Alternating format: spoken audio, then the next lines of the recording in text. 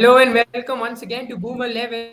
And after a slight bit of break, I am back, and they have gone back to Delhi in a reversal of their fixture early on in Hyderabad to finally get a 9-run victory against Delhi Capitals. And that means Delhi Capitals now are stuck again at that wooden spoon place in number 10. But before that as well, there was a match earlier that did occur today, because today being Saturday, there were two matches, the double header, and that also meant that it was a pretty convincing victory for Gujarat Titans. Another reversal, no Rinku Singh magic this time around. It was Vijay Shankar, the 3D player who rocked Kolkata Knight Riders. And I mean, someone like David Miller had to sit and watch while Vijay Shankar took the KKR bowling to the cleaners. And I have with me Abel and Sandipani.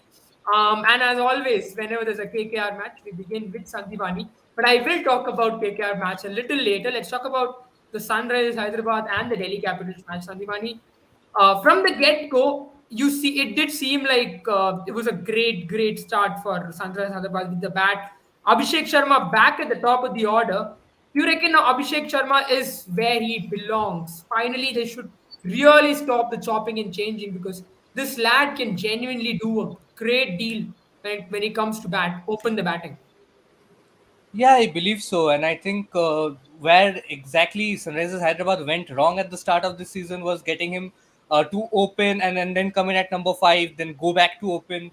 And I did not really understand the reason why, because last season around, he came in as an opener for Sunrisers Hyderabad. He hadn't opened for any other IPL franchise before that. And he did a pretty good job at an average, had an average in excess of 30, a strike rate in excess of 130 in the last season.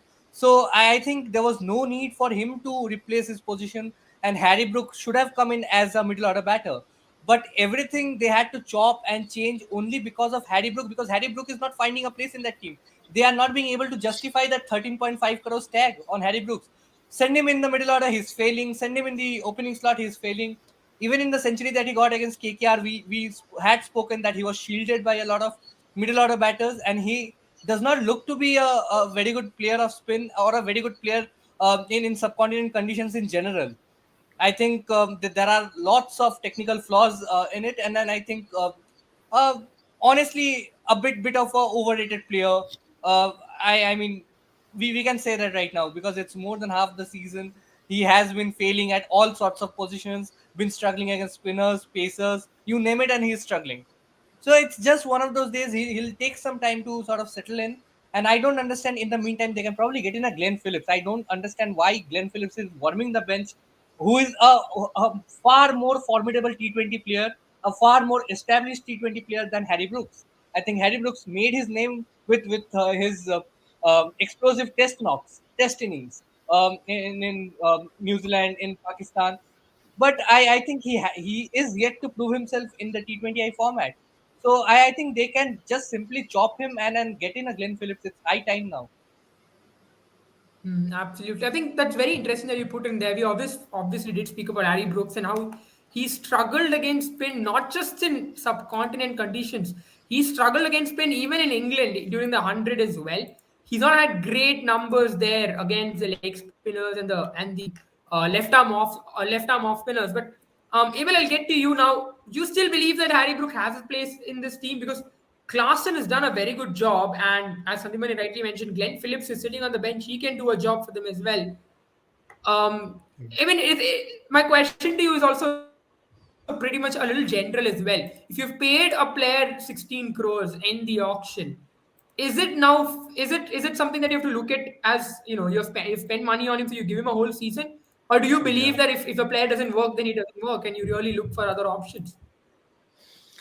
Well, we've often seen teams actually bounded by playing a player because they're paid so much of money for them. And 16 crores is Yeah. not a mere amount. It's like one of the biggest buys in auction history as well.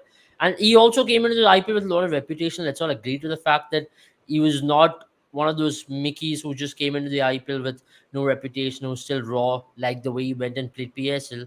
Now, Harry Brook has got different reputation, which he carries wherever he goes, and that's something which you have to also agree to the fact that when you have so much of burden, so much of reputation, so much of pressure under your belt, it's not going to be easy for you to come straight into IPL and But perform well, as well. that's Harry Brook, the test player, right? I mean, the I mean, reputation I and everything agree is with because you, of his but test his stops. T20 records in Asian conditions are not bad either. That's one of the factors which I'm trying to put in here.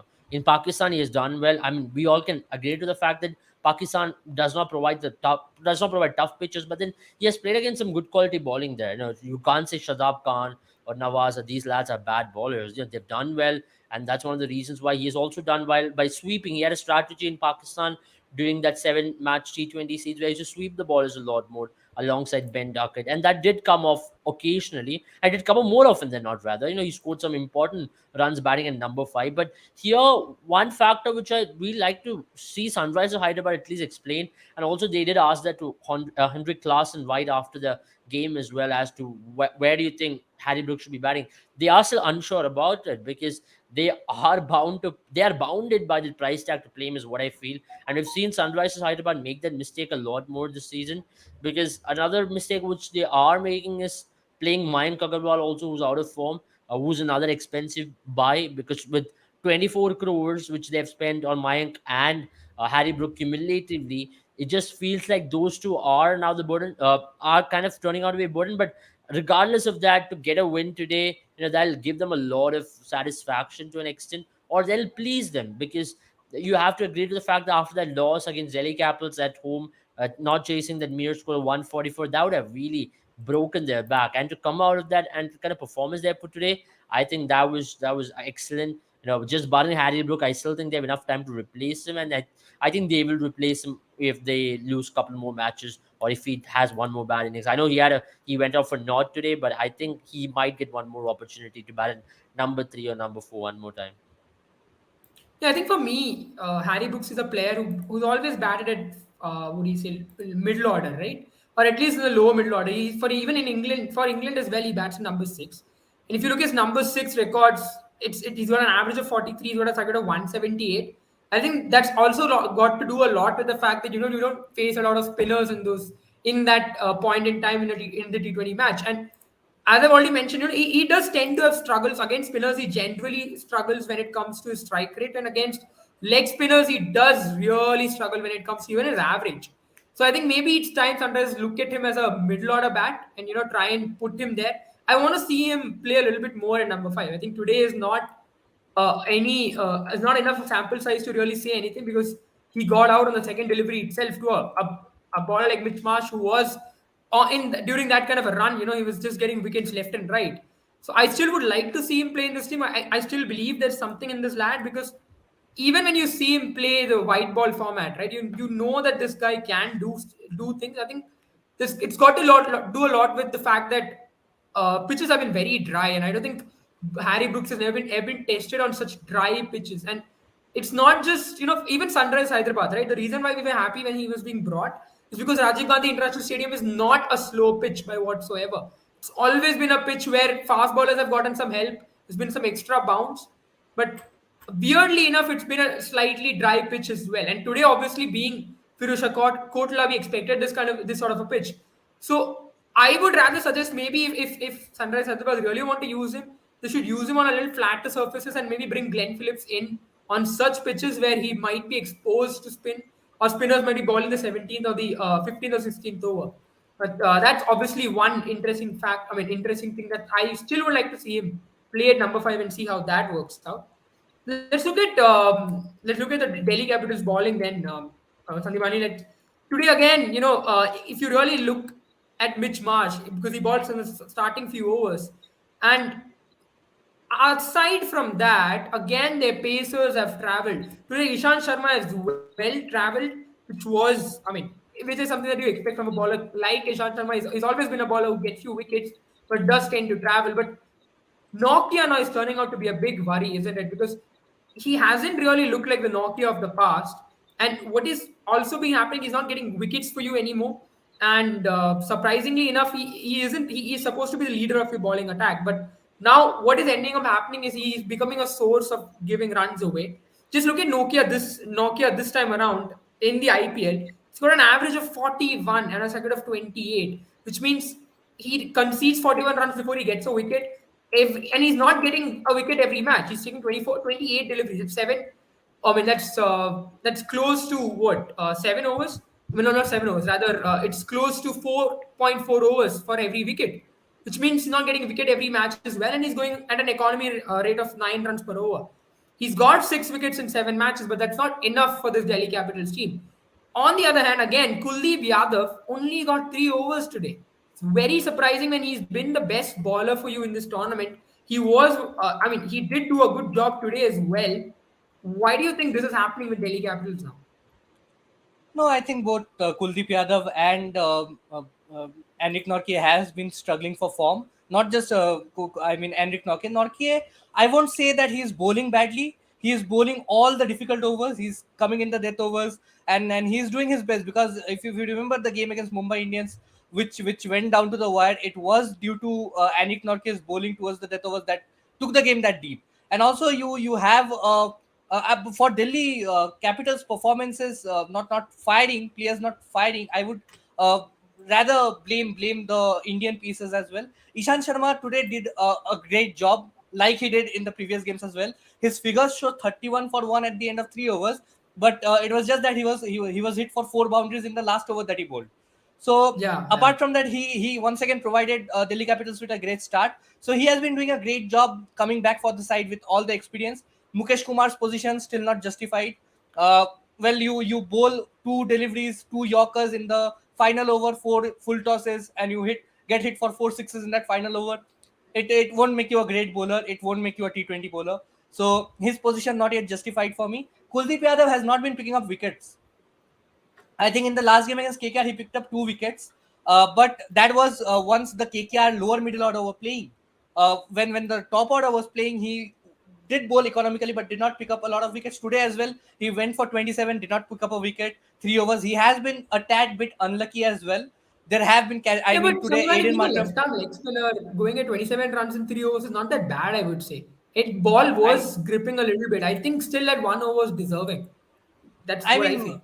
3 overs, 27 runs. It's the same as a fast bowler who is bowling that overs, 4 overs, 44, no wicket. I mean, Enric Nortje also did a great job then. But Kuldeep Yadav was definitely unlucky because in the first over itself, he would have gotten Aiden Markram out unless Hmm. Nortje dropped that sitter. So I think if you Yeah. want to blame Nortje, blame him for the fielding efforts. And Kuldeep Yadav in general has been a bit unlucky. But other than that, I Hmm. think there has been a dip in form. It's not because of how he's bowling, but rather because of how in the pitches that he's playing.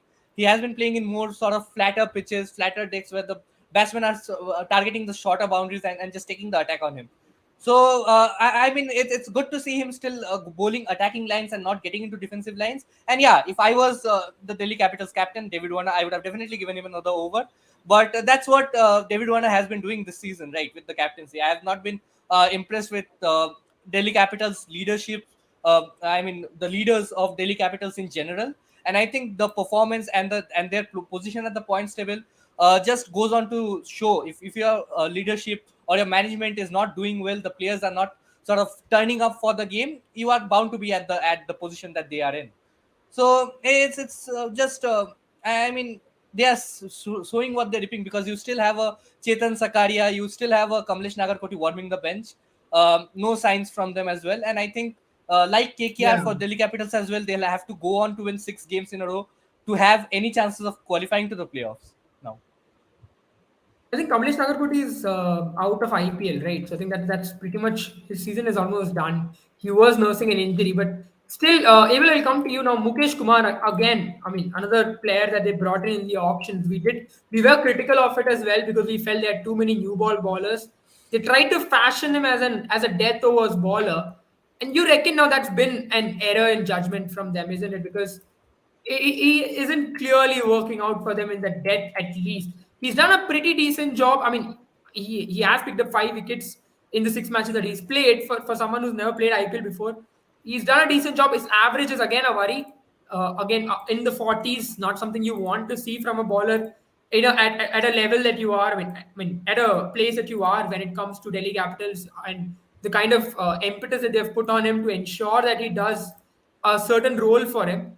But issue with him has been the death bowling, isn't it? Because he's genuinely struggled in the death. what do you reckon now? You believe if they need to find a death bowler, they have to find someone else in the squad. Is Mukesh Kumar really not working out?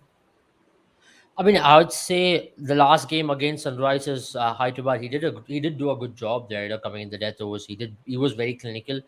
But that's one of the reasons which you need to consider as well. Maybe role clarity is something which he requires, where you really want to use him. See, someone like Mukesh Kumar has done a job in the death in domestic cricket as well. It's not the first time he's been thrown in the death overs. If you followed domestic cricket, you would know that Mukesh Kumar has consistently bowled in the death for Bengal in the Syed Mustaq Ali Trophy, and whenever you needed him to bowl, even in first class matches, he had done their job. It's not a new job for him at all, and they were trying to utilize him in that role. And having said that, he also won a match for you. I mean, you can say he went for plenty today, and he also went for plenty against KKR. He's still getting used to it. Remember, it's his first IPL season. We've seen a lot of ballers travel in the first IPL season. I don't think we should just be overcritical on him. Just give him the role clarity. I mean, often it's very easy for us to sit over here and criticize on players, saying that okay, they should do this and that. But at the same time, uh, maybe it comes down to, it boils down to the very fact, what are they being told to do? I mean, if your captain has come out to you and told that you have to ball in certain areas, try to close one end of the field. I mean, today's game, what he tried to do was to try to protect the longer boundary. In trying to do so, what he did was he leaked a lot of full toss. Maybe at times all what you do is to back your wide Yorker, which was one of your primary strengths. In the last game against Sunrisers Hyderabad, what he did was to back that wide Yorker, and I think he should go back to doing that. You saw today someone like Natarajan do that. You saw someone like Bhuvaneshwar Kumar also do that. Wide Yorkers can be much more utilized in grounds like this because there was not a lot of view. And whenever he has tried to go on the stumps, and that's when the Yorkers have turned to full tosses. Maybe that's something which the Delhi Capitals management will have to identify very quickly, and also speak to him saying, okay, you can do a better job bowling wide Yorkers for us, going away from the arc. And that's something maybe he can come back to doing as well. Now at this point of stage, yes, maybe it's still too delayed to maybe stick on with Mukesh Kumar, but then is it going to really help you to chop and change every match? That's just going to be extremely chaotic from this position for Delhi Capitals as well, because every match we are demanding new players to be instilled into the Delhi Capital system, and that's not going to work if you have to win matches consistently in IPL, because that's But just they're going to be doing it extremely anyway. chaotic. Delhi Capitals are doing it anyway. You have a Priyam Garg coming in. The batting order looks Yes, like I a agree joke. with the batting. I agree with the batting part because as a batting unit, they have not really stepped up throughout the season. I mean, still now they've not really had a clarity, and that's something which we need to all understand. Because as IPL teams, if you're going to sit there and chop and change, you're barely going to get any victory, and that's the situation is just going to go out of hands from here on. And it has already been, but from here on, whatever you're going to do is just adding just more fuel to the fire. What you can do is maybe back these players to do a job, and I really did not understand why Prem Garg also was brought in. I thought maybe someone like Lalit Yadav is still a better option than Prem Garg. And also underutilizing resources is one has been one of the major downfalls of Delhi Capitals this season. I think they should go back and reflect themselves and really understand where they've really gone wrong. It is coming down to where they've underutilized certain resources, how they've not really been able to show what they can possibly do with the resources which they had in hand. And I think that's just sad state of reality at this point of stage. Yeah, absolutely. Let's take some of the questions from the comments. Then Teju says that there are a lot of Indian fans out there who would say well done tonight, but they were slightly. Yeah, this Harry Brooks comment from his century. I mean, interestingly enough, if you look at Harry Brooks and how things have gone for him, if you really look at his stats this year, he has done a. I mean, if you look at SRH overall and how things have gone for him, he is the third highest run getter. He scored 163 runs. But then if you remove that century, he scored less than 63. And even with the century, he's got an average of 23 and a strike rate of 125. So that is worrying sign for SRH.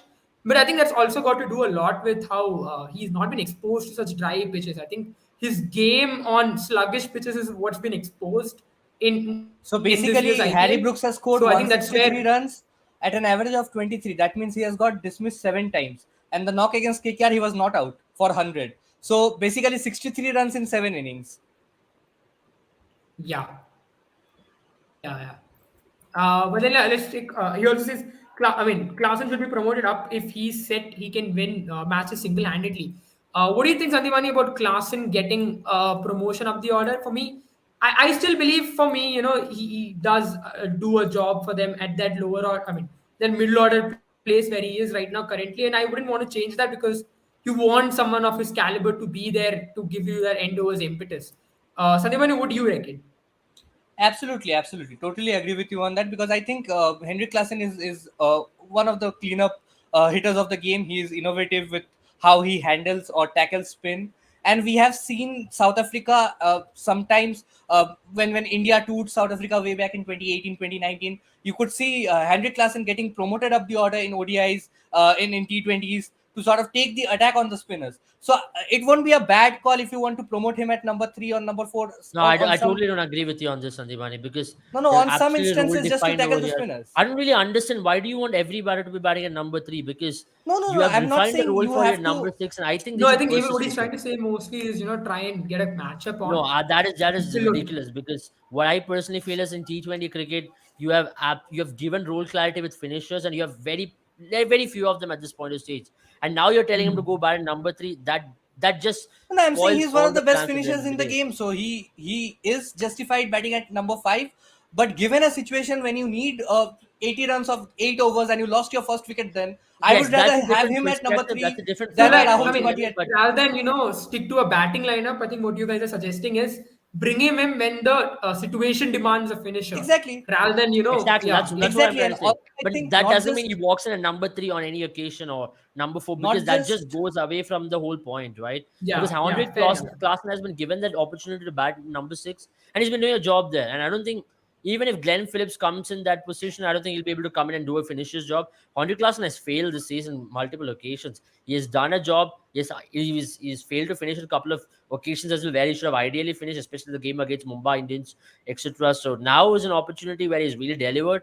Just back him at number six. That's what I'm coming to. As a lot of these teams have made that mistake of just shifting around the players here and there and made a completely chaotic situation.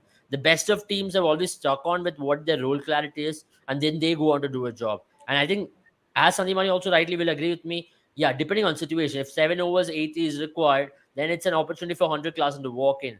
Or if it's a high chase where you're chasing next to 220 for the example, and if you're two out in 6 or 7 overs, that day 100 Klassen should ideally walk in.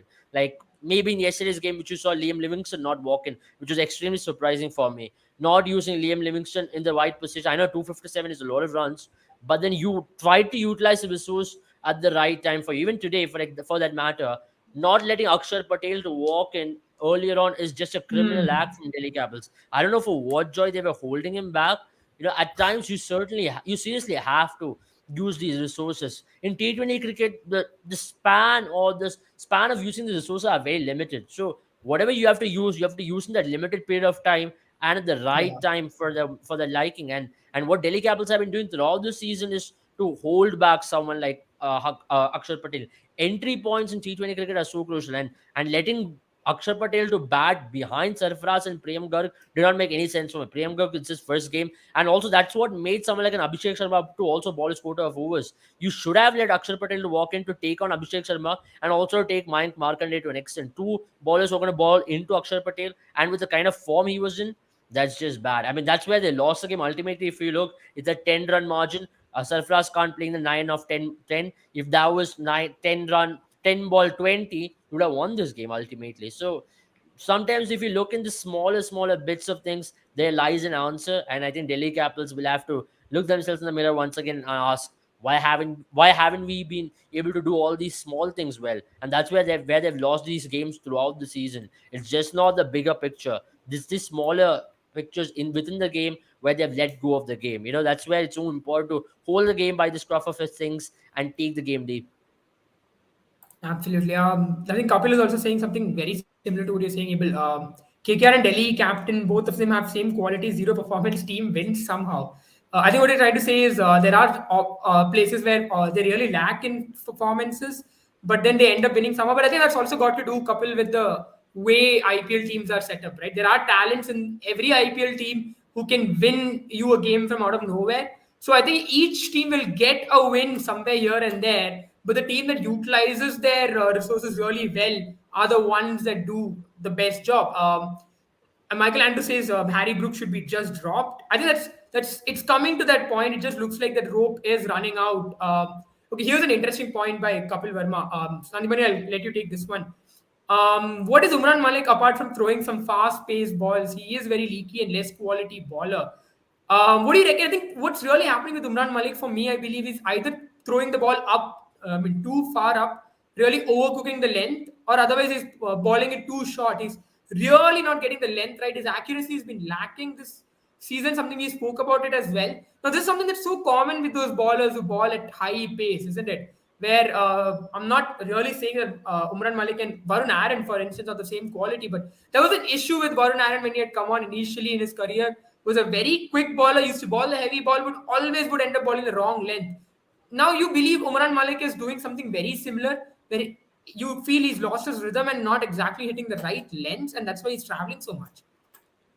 I won't say he has lost. Lost the touch of bowling the right lengths, but I think it's not something that happened for the first time with Umran Malik.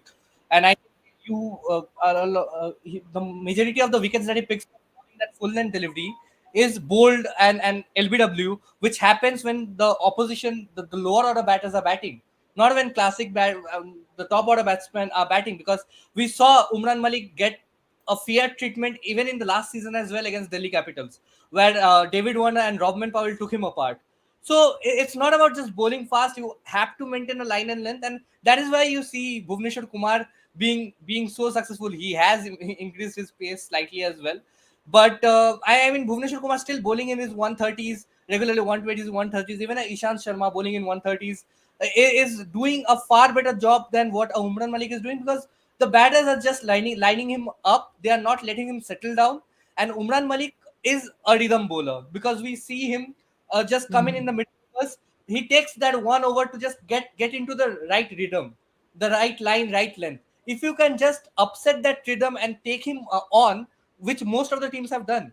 Nitish Rana took him for 28 runs. Today he was hit for 22 runs in one over. So if you go on to score 22 or well in excess of 20 runs in the first over itself, he becomes underconfident, and then suddenly he does not know where to ball, what to do. Should he ball the fuller length? And then he gets confused. And that is where he just tries to bowl fast and nothing else. And that only gives him result when the lower order is batting. When you have batters like Phil Salt, Mitchell Marsh going strong at the other end, they are obviously going to take you down, no matter how fast you ball. So I think definitely he'll have to focus on his line and length, because it's not something that is new, and I mean, he's not in the best of forms right now. That happens to all the bowlers. We saw Avish Khan hit his lowest point around Asia Cup last year. I think Umran Malik has just lost his rhythm. I think he'll just need one or two good games to sort of just get himself in. And I think flat track, short boundaries, his bouncers are getting top edges are getting carried for sixes. So he just has nothing to play with. 60-meter boundaries is not ideal for a 155 kilometer per hour bowler like Umran Malik. Fair point. I mean, but interesting point that you raised there. Just going over the stats for the top three batters, he travels at an economy rate of 10.8 against the top three in batting order. That is, but he does have a decent average 29, strike rate of 16. But yeah, I think economy rate wise, at least he does tend to travel. That's also probably got to do with the fact that he does tend to go for a lot of runs in the power play as well. Nasidullah says that Umran should develop a Yorker. Yeah, I think that's another issue with him. I think he's sort of becoming a one-track pony at this point in time, where he's trying to beat batters by pace. Doesn't seem to have a slower delivery or a Yorker. I think at least he needs to develop a Yorker. What do you reckon, Abel, about that?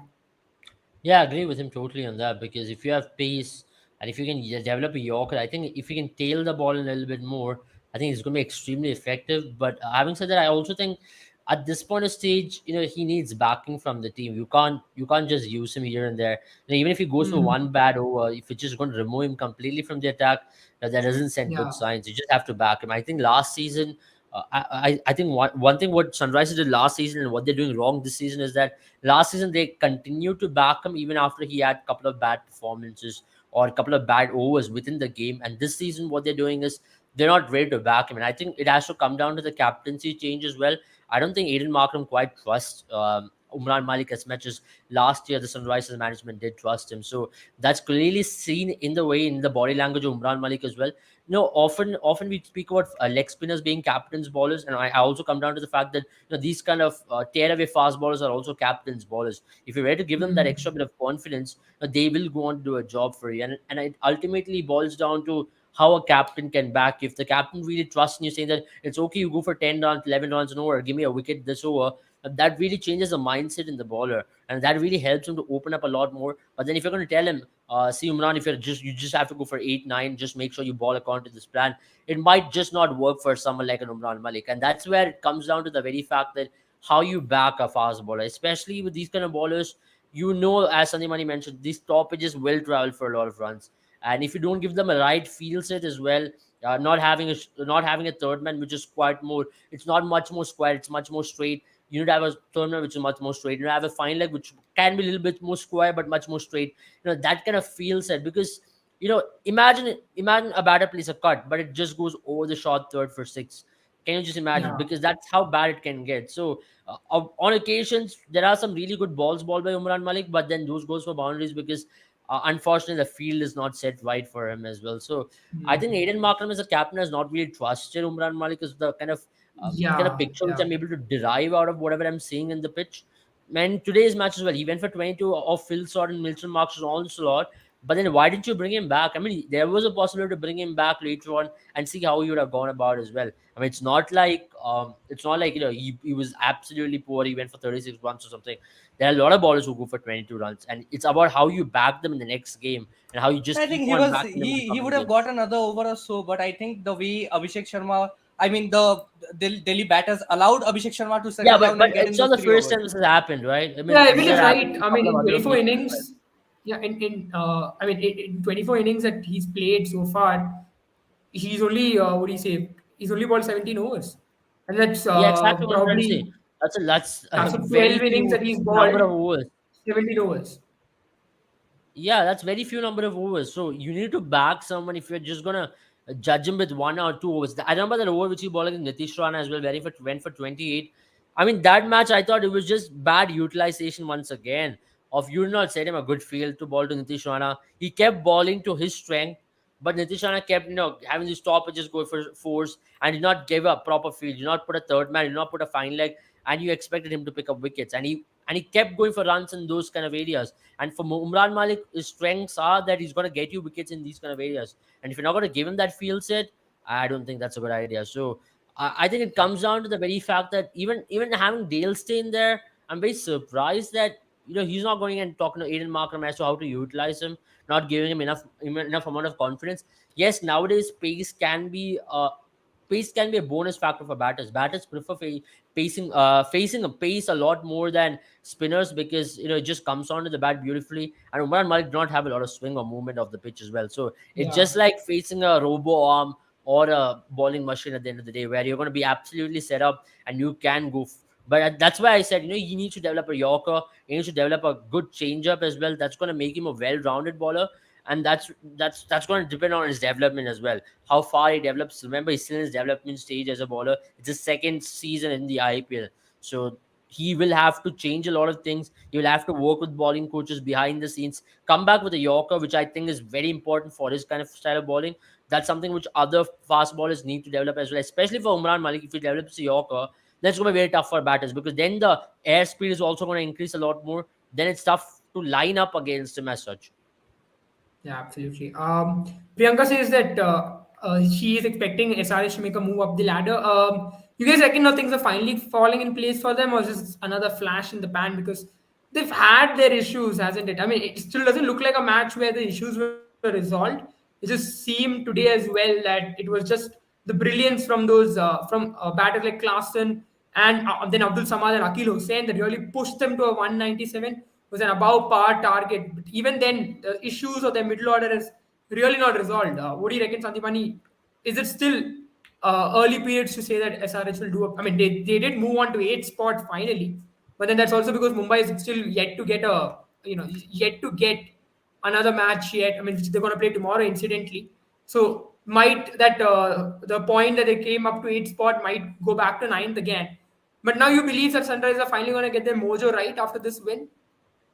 I don't think so, because I mean, once again, they beat the lowest ranked team in this competition, who are absolutely struggling. Delhi Capitals are absolutely struggling. So it was a game where both the teams were trying to find some sort of momentum and then just drag them through till the end of the game. And then both the games between Delhi Capitals and Sunrisers Hyderabad in quick intervals have been this sort of games where both the teams have been fighting for the upper hand, but none of them have looked convincing. And once again, I think Sunrisers Hyderabad in no way looks convincing.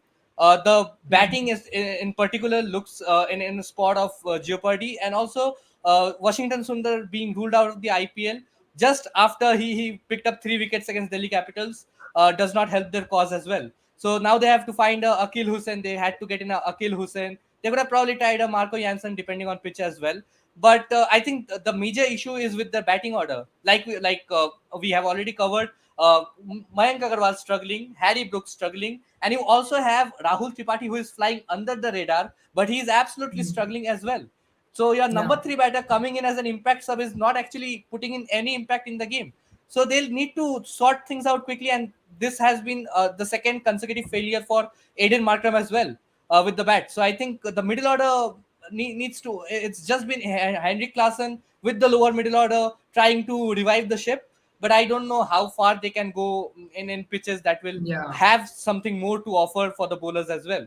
Because in pitches like Kotla, they are going to struggle. I mean, in pitches like they played today, if not for Delhi Capitals, because Delhi Capitals bowling unit was also in some sort of other state as well. So I don't think Sunrisers Hyderabad will get a string of wins, but they play KKR next, so I think they can get one win. Oh, it's gonna be. We are almost building up to that rant portion of our show.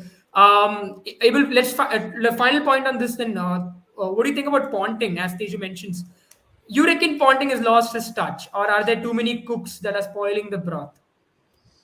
I mean, we've also appreciated Ponting over the years. So, Yeah, it's hard to just blame a coach based on couple of seasons or one season. You just have to give him that extra season because remember, there's a lot of things which has not gone Delhi Capitals' way from the start. Losing a Shapan, not having a proper team, losing players consistently, having change in leadership. You can give him one more season and see how he goes because I still feel you need to give Ponting in charge. Ponting believes that he should be the lead man in any team he works upon. And that's something which a lot of teams should understand from Ponting's perspective as well. If you're going to make David Warner the lead man of this team, then that's definitely not going to please Ponting, the coach. So they have to identify it. At the same time, they have a Shane Watson, Ajit Agarkar. There's a lot of these big names in the dressing room, which is not the ideal way to go about. If you remember 2020, they did not have these many big names in that dressing room. They will take a lot of these big names, focus on one big name in the dressing room, and then let's see how this team goes. Because this team should be revolved around Ponting rather than revolving around Ganguly and Shane Watson and Ajit Agarkar and everybody else. Because then this team becomes so many people's team, and that's why I believe it should be yeah. Ponting's team, and the sole duty to lead this team and to set tactics should be left on to Ponting. Absolutely. Let's talk about the next match then right away. Kolkata Knight Riders versus Gujarat Titans, where Gujarat Titans came back roaring after that, after that absolute rub by Rinku Singh. Today, Rinku Singh couldn't come to their rescue as well. It was just that, it was just, there was no hint or a sniff provided to ensure that KKR don't pull off a surprise. Sandipani, I know you've ranted about this a lot, but once again today, Jagadishan ends up scoring 19 or 15. Venkatesh Iyer 11 or 14.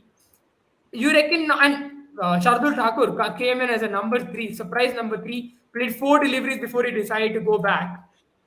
Again, this mid top order sort of an issue has been an issue for them. The middle order has done a decent job. I still feel. I mean, the likes of Nitish Rana, Rinku Singh. I know Rinku Singh didn't have a good day again today, but the middle order has still come good. It's been that top order that's really lacked. So you reckon maybe a possibility what they can try and do is maybe push out someone like David Vise. Unfortunate. Don't want. I mean, he's not done anything wrong, but push out someone like David Vise. Get in Jason Roy. I know they've tried this before, but maybe ask Gurbaz and Jason Roy to open the battle, Yeah, I think that especially can be because a good Andhra call. Russell is bowling. Yeah, that can be a good call, but they can also get in a Tim Southey or a Lockie Ferguson in place of Vizay as well, because they are not using Vizay the bowler.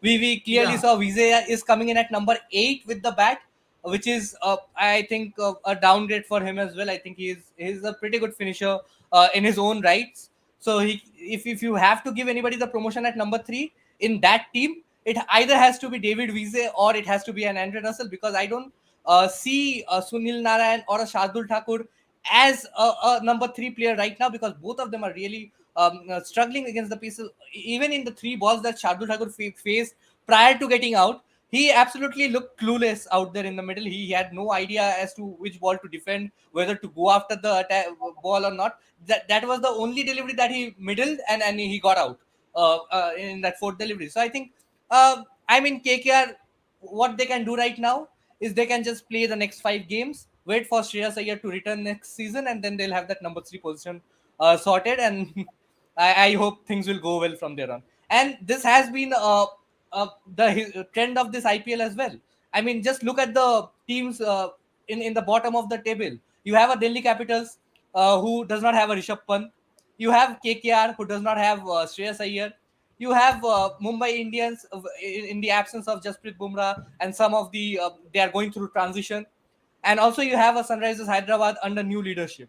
So teams under new leadership and under new environment are going to take some time to go on, and I can't really blame you. Can't I could have ranted about this if they would have I mean showed any sorts of improvement. I did not see any improvement in their batting lineup.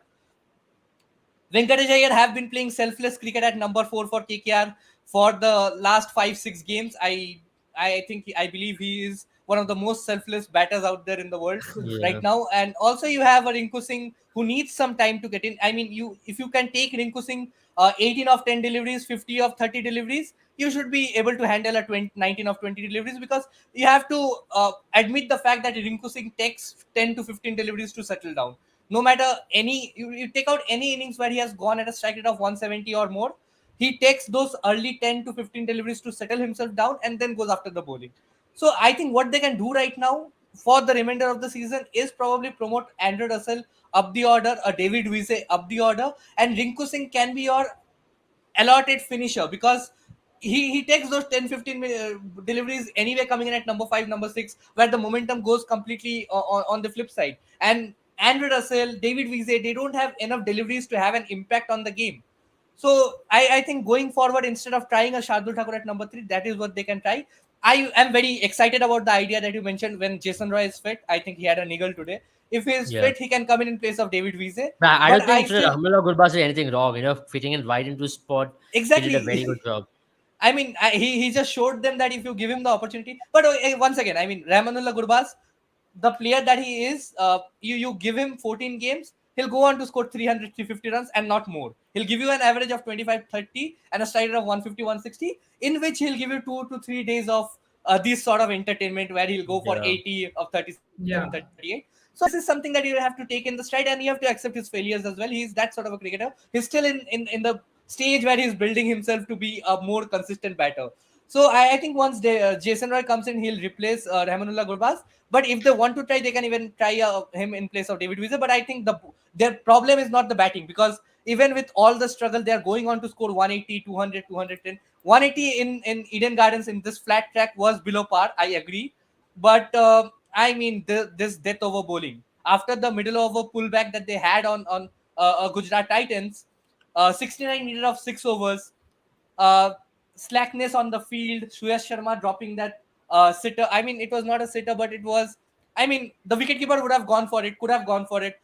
Lack of judgment, whatever you call it. And once Vijay Shankar looked to be hitting in that zone, I think he was just I mean, showing off, just showing it to the Indian selectors that it is the World Cup year, ODI World Cup year.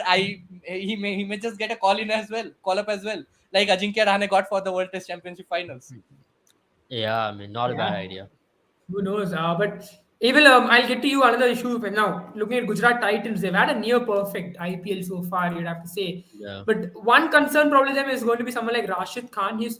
This is the worst economy rate that he's had in IPL since 2017 that he started playing. I mean, 2017 till 2022 rather, he's got always at an economy rate below 7 runs per over. But this year he's at an economy rate of 8.75, which is not still bad. I mean, his average is still good. His strike rate is still good, but it's giving away a lot of runs. What do you think is the reason for that? Especially today, he did end up giving his second worst bowling spell ever in his IPL career. I mean, it is also coming down to the very fact that teams are looking to attack him a lot more, not to play him out, which was the case in the last couple of years in the IPL, where teams have just looked on to play out that 4 overs, not go for plenty of runs, but not to lose wickets. But now they've come on to the fact that when they start attacking Rashid Khan, he tends to go under the pressure a lot more. He tends to do a lot more mistakes. And that's something which Rashid Khan has not really experienced throughout his career. Rashid Khan has always been a bowler who's been played out. Even in the PSL, you saw he'll not consider boundary for 100 balls.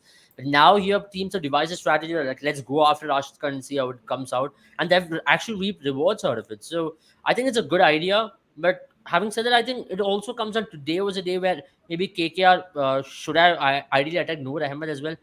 If we let go, if we play someone like a Noor Ahmed at See, that rate, honestly, I'll he's just also sorry to just chime in over here, but I think honestly, I think Rashid Khan bowled better than Noor Ahmed today. I think KKR just couldn't utilize or yeah, take exactly. advantage So of Noor Ahmed. they should have ideally attacked Noor Ahmed as well for that reason because Noor Ahmed, okay, yeah, he did pick up a couple of wickets. He just went for 21 and 4 overs, but you have not really put him under a lot of pressure. You've just given him those kind of wickets. I just felt that those wickets were not the most beautiful balls. Both were caught on the boundary. Nothing. He did not create any magic of the wicket. Nor is he bowling in a way that it's unplayable. It's just that angle is just creating a little bit of trouble for batters because they're not face left arm wrist spin at that pace from that angle. So batters are still getting used to it. Maybe once batters kind of identify or figure him in the next leg of things, I think he will go for a lot of runs, and that's where Gujarat Titans will have to be slightly wary. But I still think they've got enough in their bank to really protect themselves because now what they're doing is just continuing from where they left off the last season. That's a dangerous trait for a lot of teams to really worry about because now what if Gujarat Titans keep on doing this despite of the fact that a lot of their players have not even come to party. For example, Hardik Pandya has had a very mediocre season with the bat, and having said that, they've had a lot of other performers. It's not a standout performer team. Once again, that's what makes them very dangerous. It's a lot of these bits and pieces coming together and putting these performance, and they're doing that consistently. So today Vijay Shankar, then David Miller, some other day it was Tewatia, Abhinav Manohar, and Vriddhiman Saha someday, Shubman Gill someday. And that is something which makes them set apart from other teams. Not the most flamboyant team on the paper, but they will do a job for you any day. Absolutely. Well, that's pretty much the time we have today. We've discussed almost everything that we can cover. Tomorrow, ladies and gentlemen, is going to be the 1,000th IPL match ever in the night game. That's going to be Mumbai versus Rajasthan. What a run it has been with Indian Premier League. 15 years, I mean 16 years rather, of exciting cricket, and probably two of the best sides to actually play. 2008 champion versus the best team out. I mean, in the IPL in terms of trophies. As a CSK fan, I can't just go out and say that. But still, what a great run it has been. So excited for tomorrow as well. Some great matches coming up. Chennai is also going to be facing in the Battle of Kings with the Punjab Kings tomorrow as well. So an exciting day of Indian Premier League tomorrow. But thank you so much, guys, for having us today. And make sure you download and play risk-free fantasy experience on Boom 11 on both Apple App Store and Google Play Store. But thank you guys once again. Thank you, Sandipani and Abel, for joining us, and we'll be back tomorrow. Bye bye, guys. Good Have a night, good guys. time.